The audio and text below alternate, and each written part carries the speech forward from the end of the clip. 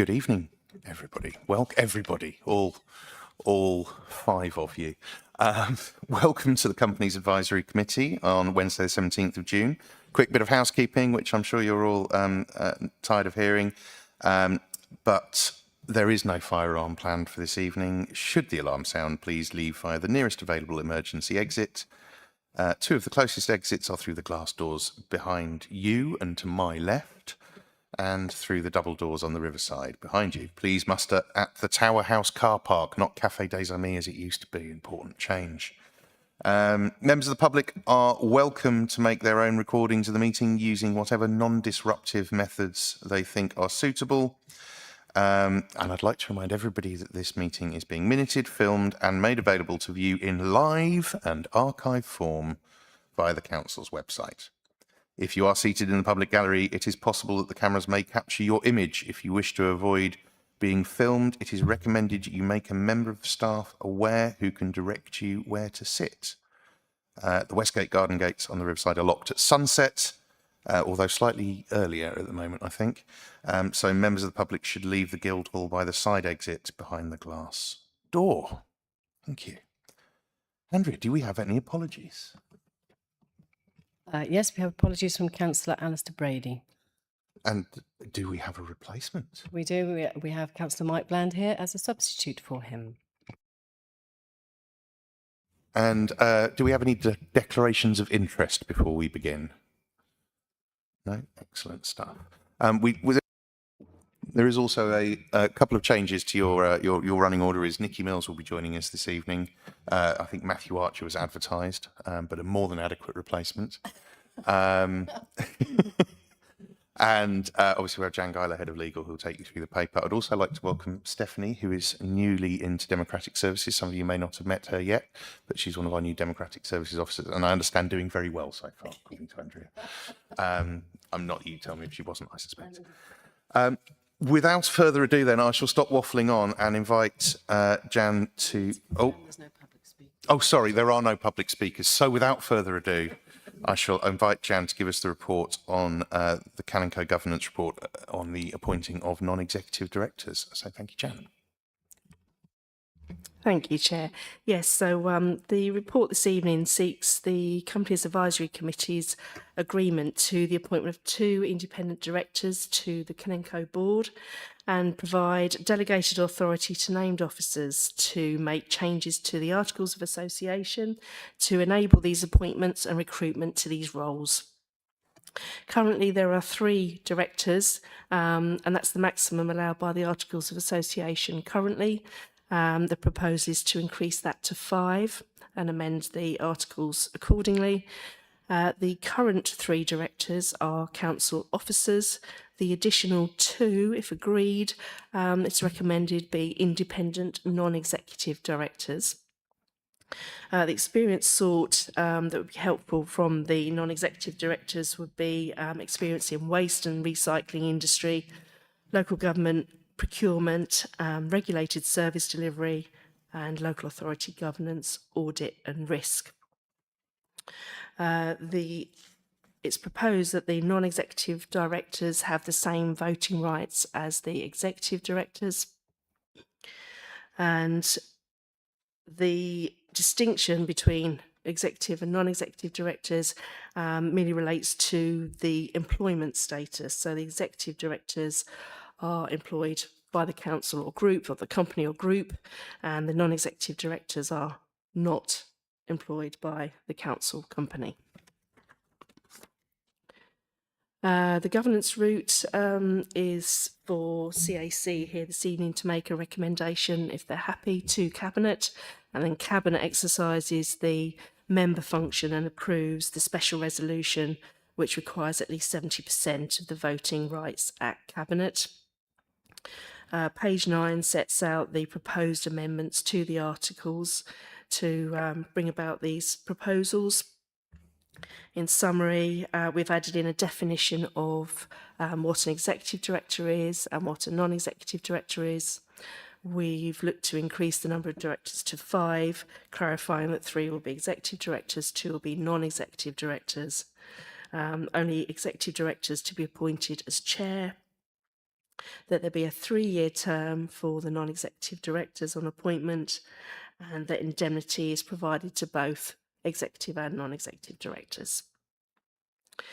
Appendix 2, there's a recruitment and remuneration framework that we're required to have that sets out the experience required, the eligibility for appointment, the method of application, which will be CV, and a covering letter setting out how the applicant considers they meet the experience required, and suggesting that the interview panel is made up of an existing board member currently, a member of the management team from Canenco, and myself as monitoring officer or section 151 officer.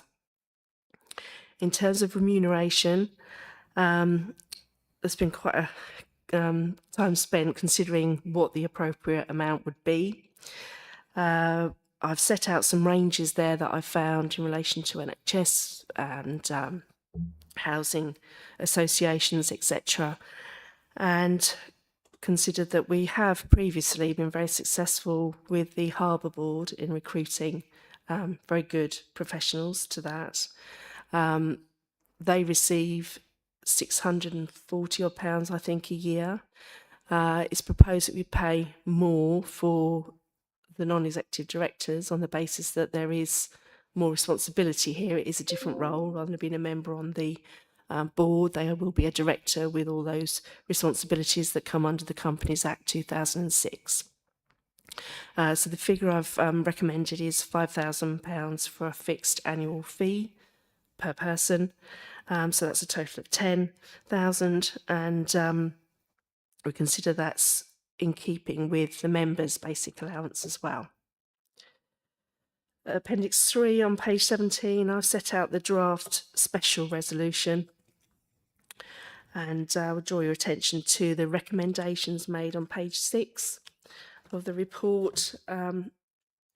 So the recommendation of seeking the recommendation to Cabinet that the articles be amended by a member's special resolution to increase the Canenco board from 3 to 5 directors to allow the appointment of 2 independent non-executive directors.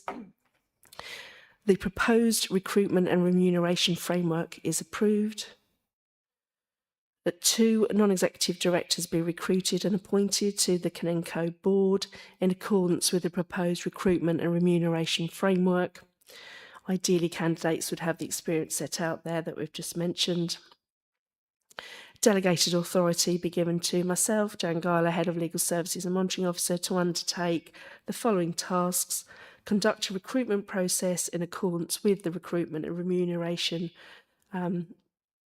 framework to identify and appoint suitable independent candidates, to sign the relevant special resolutions to amend the articles as set out in the report on Cabinet's behalf, should they approve that, and submit the special resolution to Companies House within 15 days of the special resolution. Happy to take any questions. My voice is just about to go. Well, I was just about to propose that list that you've read out, so you've saved me having to read it out. So I was going to propose that to open the debate. Can I have a seconder to begin the debate? Thank you, Beth. Councillor Forrester has seconded. So yes, questions from the floor. Mike, sorry, I forgot your name there briefly. Well, that's a first. It's Sir Mike Bland. Anyways, yeah, I mean, I looked through the whole thing and I can see that there are what appears to me to be all the necessary safeguards to ensure this remains a local authority trading company. And all of that seems to be in place, and I'm very happy about that. I haven't got a problem about the remuneration that you're actually suggesting, which seems to be fair. And so on. I have got one question. I noticed the bit about the issue about the term of service, if you wish. So it's for 2 years to begin with, isn't it? And then for a possible, you know, if they're performing well, they can stay on for a further period. But after that, it might be advertised more widely. Is that right? So the question is, if I've got that right, which I understand, the question is, what if one of these appointed non-executive directors doesn't really have a good track record of performance, what is the way of tackling that in the interim before they've been appointed and their end of term, as it were? How do you tackle that in between? So just in relation to the term, it is 3 years initially, and then, as you say, another 3 years. There is power in the Articles of Association for the members to, I'm trying to think of the right word, but remove a director. So that's possible. It's not set out quite what the process is for that, but there is the power for the members to do that. As when I say membership, I mean the shareholder, actually, which is Cabinet. Okay, I think that clarifies my question. Just a point of clarification. So cabinet, as opposed to this committee, would be the body that would deal with anything along those lines. It would go straight to cabinet from the other board members. Well, our governance requires that anything comes like that would come here first. So you could make a recommendation to Cabinet, but ultimately Cabinet are the decision maker. Yeah. So in that instance you're talking about, that was what I was thinking. It would come to this committee, and then we would then make a recommendation to cabinet. So that there is a process, I understand it, which is along those lines. On that, and I know Peter's got something to say. We did think that has thought been given to having an elected member on that board. So would suggest either, not trying to create a job for myself, either the chair of this committee or perhaps the portfolio holder from cabinet sitting on that board, because I understand that obviously we have Whitstable Harbour, we have elected members on that as well. So in relation to LATCOs, the advice is actually to not have members on the board. There's some guidance issued by, I think it's called Local Partnerships, and that group have worked with other local authorities where they've had huge difficulties with their LATCOs. They've seen how things can go wrong and how it needs to be turned around, and their advice is very much not to have members on the board, because you've got very different hats to wear. As a director, you must act in the best interests of the company. And of course, as a councillor, you're acting in the best interests of the council, and to mix the two risks a higher risk of conflicts of interest. So we have followed, with this governance arrangement, best practice. Peter. Thank you, Chair. My question is one that I sent through to you and Jan earlier in the week. I'd just like to briefly read it out. It's about remuneration. As you said in your presentation, Jan, about the proposed remuneration is £5,000 per NED, which is within the ranges that you investigated. I did a quick bit of benchmarking, looking online, and found 2 roles for non-executive directors in broadly similar roles. They're both for LATCOs. One's on the Bristol Waste Company, and the other one was on the East Devon Environmental Services Limited. Broadly the same role, 1 to 2 days a month. And one of those, and they're both 2026 appointments. One was paying 13,600 per annum, and the other one was paying 12,000 per annum, which is considerably more than the 5,000. I couldn't find anything that was in line with what we were, the salary expectations that we were figuring. I'm not trying to give away council money, precious money, but this is our area of single biggest spend within the council. And I think if we get the right person, if we get a sort of big hitter from a, maybe retired member from a waste company or something like that, I think they'll get that money back in manyfold if we get the right person in, rather than lowball it. So I just think it's something maybe we keep the option open, that we could go outside of the proposed ranges within the paper.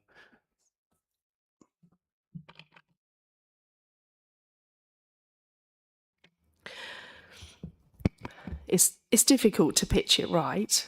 As I said, we've been very fortunate to get some really high calibre appointments to the Harbour Board at a much less annual fee. It is in line with what other boards are doing. I would suggest Bristol and East Devon are much bigger organisations than our LATCO. I think it'd be helpful to start with the initial recommendation of 5,000.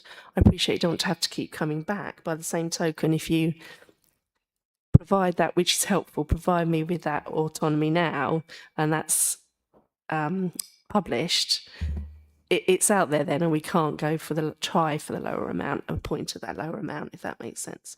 I don't think we want to be coming back every time there's a negotiation on the salary.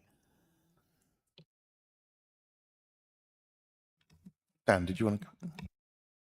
Well, actually, I was going to comment on a totally different point. So I don't know. Are we closed off on the remuneration point? I mean, I'm sympathetic. I am sympathetic to what Peter said. Yeah, if there's a flexible way that we don't have to keep meeting as part of negotiation, which I just don't think is pragmatic, and that we can give you a bit of flexibility to get the talent we need. And Nikki says the budget's okay, fantastic, I guess. But obviously sympathetic. It might be quite tight to that budget, but maybe we get lucky. We could, I think, obviously we talked about process with the disciplinary side of things, and I think that in terms of, as Peter just mentioned, we don't want to necessarily have to come back and form this committee as part of any employment negotiations if we go forward. So we could suggest to Cabinet that within a reasonable range, and we obviously perhaps don't want to publish a figure, but within a reasonable range, that we give delegated authority to the officer to negotiate if an outstanding candidate presents themselves, to negotiate over and above that figure, which I think is probably in line with the usual way we do things. Does anybody want to give me an actual legal and sensible grown-up definition of how the thing I've just said?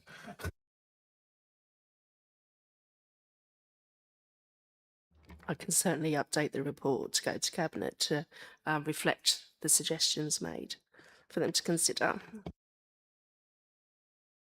I think do you think it might be worth inserting a bit of wording into point 3? So it's the 2 non-executive directors be recruited and appointed to the Canonco board in accordance with the proposed recruitment and remuneration framework. Ideally, they would have experience local government.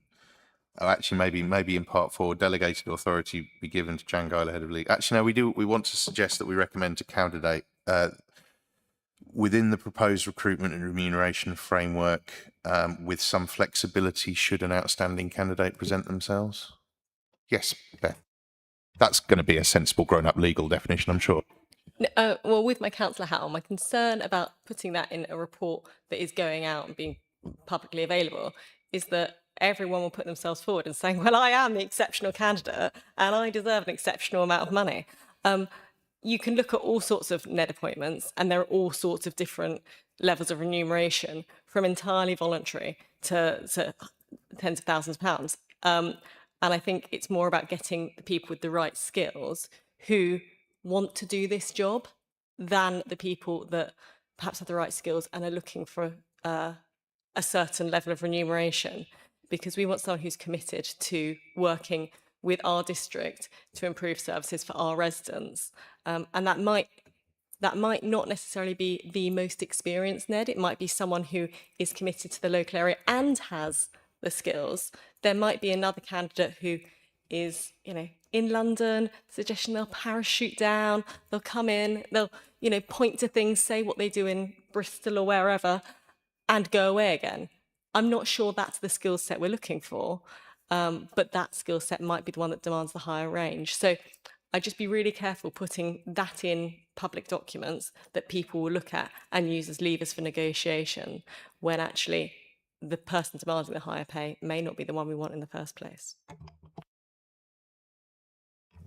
You want to come in? Sorry, Nikki. Thank you, Chair. I just wanted to add in a little bit about that it would be our usual process for remuneration. It's not the easiest word to say, is it? But just that we would add in the subject to budget or subject to Section 151 officer sign off, so that then that is covered. We're not specifying an amount, but we are adding something in there similar to that. I think that makes a bit more sense. I mean, I would suggest that probably for the sort of person we're looking for, they probably would be the sort of person that would negotiate anyway. Otherwise, they might not have the skill set required. But I sort of have experience of recruiting NEDs to organisations in this part of the world, and there is a bit of an issue in terms of attracting talent, unfortunately, to this part of the world. I've certainly experienced that in some areas, and my concern with the advertised figure is, will we get the applicants in the first place looking at that? Because there are so many NED job adverts out at the moment that it's just getting through that initial phase of actually attracting the sort of people that probably would look at that and then think, well, actually, that's below the level I'm looking at. But taking, from what Jan said earlier on, I think that, there is obviously a massive range in terms of what these kind of roles pay. So, I mean, I'm relatively happy with that slight amendment to the wording subject, or do we need that in the actual wording of this, or was that something that's taken as read?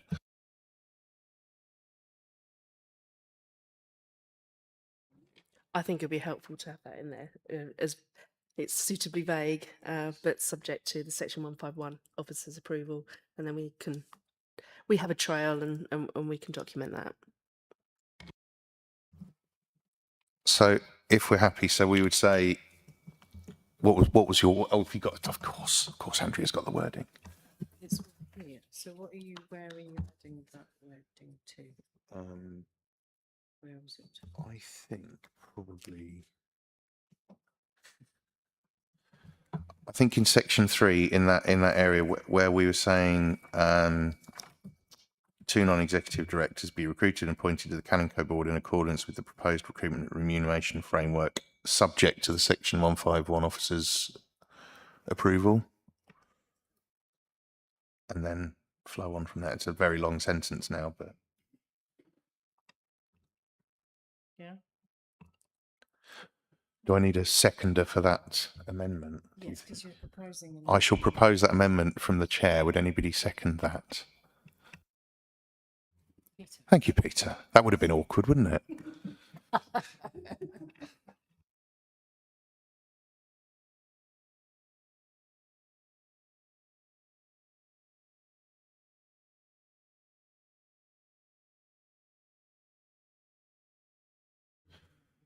If we're happy, what we'll do is when the debate's concluded, we have a vote on the amended wording. If nobody's General assent on that. if there's general assent, that we then proceed to a recorded vote on the amended proposal. Yes, I think there is. God, this is much more complicated than I thought it was going to be. Well, is there anything else on the pay scale? And I'm not going to try and say remuneration. Oh, I did. Anything more on remuneration? No. Anything on any other areas within the report? Dan. Thank you, Alex. And let me say, first of all, I'm really delighted that this has come forward as a proposal. Given we've had recent issues around procurement, the contracts, the KPIs. I think that is reason enough to get some independent NEDs onto the board, but I think also just broadens out the expertise. Canenco has grown a lot. If you look at how much it's spending, if you look at its range of activities since it was first created 5 years ago, it's a lot bigger, and it definitely justifies these 2 roles. And myself and many other councillors, some of whom are here tonight, have voiced support for this move previously. So I'm not entirely sure how it ended up in front of us tonight, but I'm really pleased it did. So thank you to the council, the officers, for bringing this forward. I think, as written, the process, the legal wording here looks really good. I just had one addition to suggest to people here tonight that I think we should look to do, and that was just to add to the recruitment panel, if we call it that, 3 members at the moment who are going to interview the candidates, that we just add one councillor into the mix, a 4th person, just to give that greater, even greater breadth in that process. And given that the councillors have been asking for this change, I think that makes sense. And that could be yourself, Chair. It could be someone else on this committee. I think it should be a councillor. It could be any councillor, but obviously a councillor who's done some of the hard yards of understanding all the complexity that exists within our LATCO. So I would like to suggest that we bring one councillor into the process. Thank you.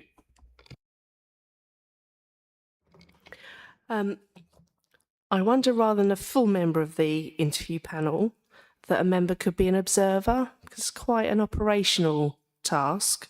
But as an observer, you could ask questions of the panel, pose questions that you might want to be asked of the individual.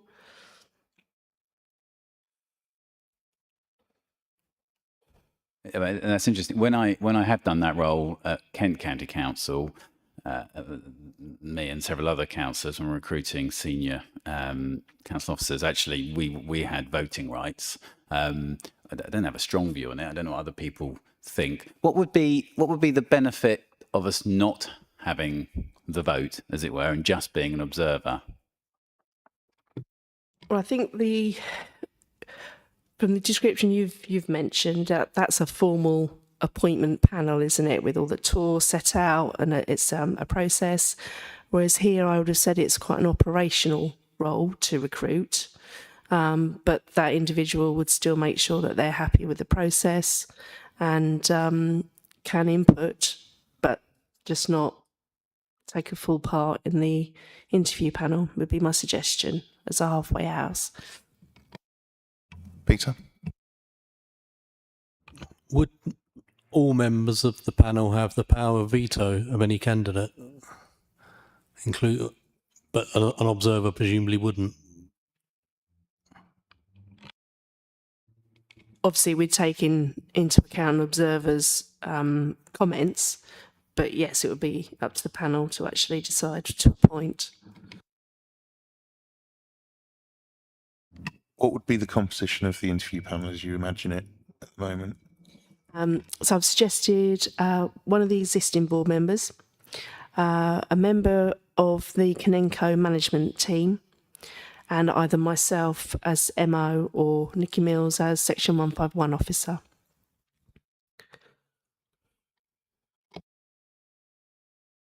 I mean, I agree with you, Dan, to a certain extent. That I've certainly been involved in appointing non-executive directors for East Kent Hospitals Trust and been on the interview panel there and a full member of that interview panel as well. And I think also within corporate structures I've been in, that you would have members of the advisory board. The non-executive directors tend to report to the board directly and tend to be accountable. I know it's a slightly different structure, but as we've discussed, this is effectively, this committee is effectively an advisory board, and it would be usual to have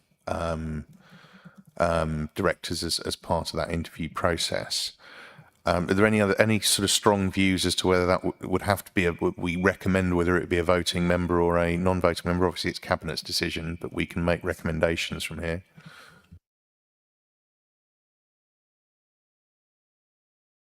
Yes, Beth? It was a question. We've obviously got the other LATCO for nutrient neutrality, which I know is deals with multiple districts. What was the approach on that? Was there a member of this or another council either on the panel or as an observer? And I just wondered if there was, maybe we should have continuity. If there wasn't, why we would deviate in this instance from that approach? I'm not entirely sure. Obviously, it's made up very differently because that's a shared LATCO with Ashford Borough Council, isn't it? So that's quite different makeup, and I'm not sure if they've got any NEDs on it.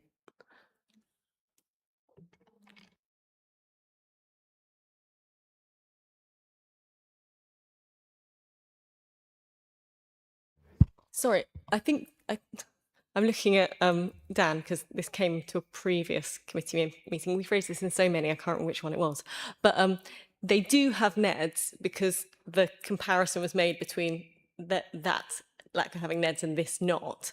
And therefore, and I'm sort of making assumptions, sorry. Sorry, That might be partnership one. one. I'm being told, rather than the advice. Apologies. I'm conflating my LATCOs. So partnership one has NEDs. Sorry, there's so many. And we've talked about so many. And the point of a NED, well, one of the points was to have that continuity and consistency across the LATCOs. And therefore, if we had an approach with that of having a council member on the panel, I think it would be good to be consistent. If we did not, then I think it would be good to understand why we're changing the approach now, and maybe consider if we'd want to change the approach for partnership one going forward.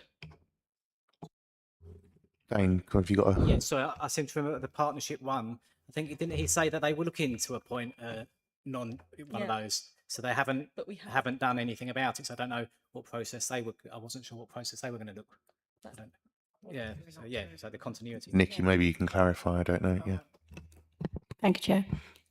Yes, Partnership One have got one NED. It's a financial expert support. It's voluntary, and there wasn't any councillor involvement in that recruitment.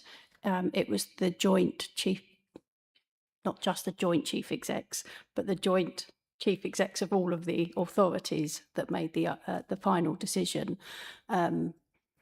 And yeah, it's different setups that we're looking at and comparing. So, but yeah, there wasn't any council involvement in that one. Do we feel as a go on, Dan? Go on. I was just going to say, I do think we should have a councillor. I think I would prefer that they had the voting right. I mean, to Peter's point, they wouldn't have a veto, because in the unlikely situation that the councillor's view on a candidate was an outlier from what the three, essentially a council officer and CNENCO members of that recruitment panel thought, if the council was an outlier, they're still going to be outvoted 3-1. So it's very much not a veto. But, I think in life, if there are in council life, if there are disagreements and it was strong enough to mean you actually had a vote, and that councillor still said, look, I don't think this is the right choice, or I do think this is the right choice, I think it's worth noting that, because it's just transparent. Whereas otherwise, you're basically just relying on the minutes, aren't you? And it's quite easy to miss a word or a sentence. So I think it'd be appropriate. I mean, we're only advising anyway, aren't we? We're only advising the cabinet. So I guess it's up to you, Alex, if you think we should go with that as part of the recommendation. Well, would you like to propose that a councillor is on the recruitment panel and see what everyone thinks? Yes, please. Would you like to find a seconder? Do we have a seconder for that? Peter was second. Does anybody want to speak to that in particular, or are we happy to say so effectively that a councillor role to be determined by cabinet is yes? Just say that I'm unconvinced, I'm not persuaded that you've put sufficient reasons forward as to why what appears, I have to say, that I think is quite operational, needs a cabinet member on the panel in addition to the officers who were already delegating a lot of the decision. Sorry, a councillor sorry, it's a very hot day. A councillor on the panel when we're already delegating quite significant decisions to officers on the appointment. I'm not persuaded it's necessary. Sorry. Thank you. Yes, Mike. I mean, I can see Dan's point about this, and I think there is some merit in actually putting it as a suggestion to the cabinet to think about it. I mean, the merit in it, I think, is basically that whilst you could argue it ought to be the same structure for any LATCO. Actually, the LATCOs are different, and waste disposal and all the rest of it that goes with that is one of the most politically contentious kind of LATCOs that we're going to have. And I think in that respect, I can see the argument for a councillor input onto that panel. I'm not wholly convinced that the councillor should be there with a voting right, but I do think a suggestion to Cabinet that it may be useful to have councillor input into the interview process would be just something that actually respects the fact that waste disposal is such politically important stuff for local people. It's the one thing that they are constantly complaining about when it goes wrong. And therefore, I do think that's actually councillors taking some responsibility for having some oversight for that. So I can see the point, and I'd be happy for it to go as a suggestion to Cabinet, and for Cabinet to decide whether there should be a voting member or, as has been suggested, a observer with rights to question, which is the other way of doing it. Yeah, I, that's broadly my view. I think this is it being opposed to being operational. It's the opposite of operational in being non-executive to a certain extent. In that it is effectively, you know, it's a director. It's an important post, and as you say, it is a very politically heavily scrutinised post as well. Both of these posts will be very heavily politically scrutinised, and I think that having an elected member in the room will often see things that, certainly in my experience, elected members tend to see things that perhaps officers don't in terms of those political aspects of the appointment as well, which I think is there. And also, I think, you know, having that confidence of the rest of the rest of the council members that in the decision-making process, that there's some involvement. All we can do in this committee is make recommendations to Cabinet, so we're not actually deciding whether or not that will be the case this evening. So I think we can make a recommendation to Cabinet that they consider having an elected member on that recruitment panel. I suspect we have that in as a separate line in here that we recommend to Cabinet that they have an elected member on the recruitment panel. Yeah, rather than having a vote, we can just minute it if Oh, yeah. happy. Do we feel that we need to have a vote on that, or are we happy to? Well, no, the vote would be on amending the recommendation. Yeah. But or we could just minute as we usually do, Should we just minute that recommendation then, rather than hold as it came from the floor, rather than a formal vote? And they can go back and watch the recording of the committee if they want to see who was for it or against it.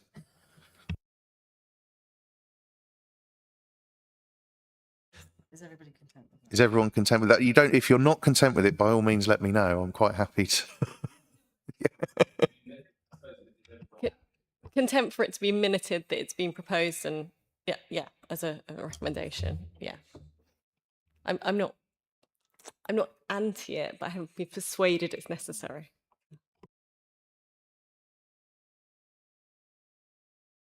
This is really very much against the tone of political debate in this country at the moment. I think this is far too sensible and collegiate.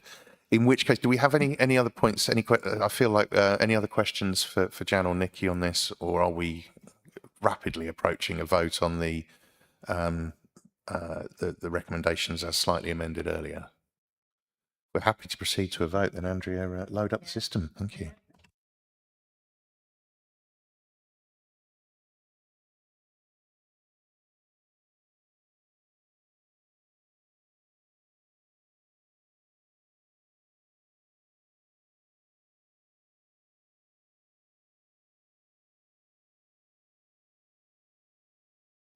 And that's carried unanimously, Chair.